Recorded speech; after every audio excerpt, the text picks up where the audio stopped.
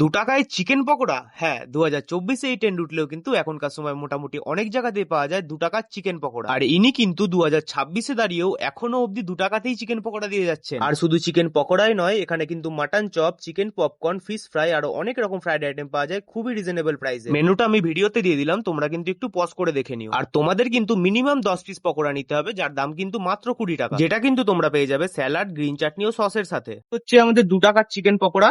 এই হচ্ছে সাইজ এক একটা পকোড়া, মোটামুটি ছোট বড় সব মিলিয়ে মিশিয়ে আছে। আর এখানে দু প্রকার চাটনি দেওয়া হয়েছে, একটা হচ্ছে গ্রিন চাটনি আছে, এটা হচ্ছে মেবি ধনে পাতা, পুদিনা এসব দিয়ে বানানো হয়। আর এখানে হচ্ছে আমাদের টমেটো কেচাপ আছে, যেটা কিন্তু কিষানের। 2 বছর আগে আমি এখানে এসেছিলাম ভিডিও বানাতে, তখন যে টেস্টটা পেয়েছিলাম সেটা এখনো পাওয়া যায় কিনা সেটা আমি একটু খেয়ে দেখি আগে।